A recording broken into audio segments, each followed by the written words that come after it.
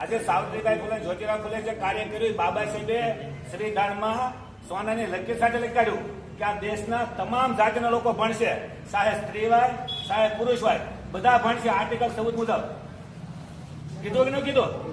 તમામ લોકો ભણે છે. અને બાબા સાહેબે તો એટલું પાછું ઉમેર્યું કે જ્યારે એ સમયે કોઈ પણ સ્ત્રીને પોતાના પતિની કે પોતાના બાપની મિલકતમાં ભાગ નહોતો અને અત્યાચાર સામે લડી નહોતા આપતા, ત્યારે હિન્દુ કોડ બિલાવીને ભારતને સ્ત્રીની સામે સમાનતાનો હક આપી દીધો. સીધું સમાનતા કોને કહેવાય? ઉસનીસ નહીં. જો તમારે ઉસનીસમાં જવું હોય તો આ 3% વાળા જવાનું, એ તમને નીસ બતાવે એ કે તમે નિશા છો. 3% વાળા, એન્ટીના વાળા. જો સમાનતાની વાત કરીએ તો ભગવાન ખુદને માનવા પડે, બાબા સાહેબને માનવા પડે અને સાવિત્રીબાઈ જ્યોતિરાવ ફૂલેને માનવા પડે. સમાનતાની વાત કરીએ. આપણે યાર કોઈ ભેદભાવ રાખે તો એમ કે ભાઈ તો ભેદભાવ રાખે એને ન રહેવાય. વાત કરીએ નથી કરતા.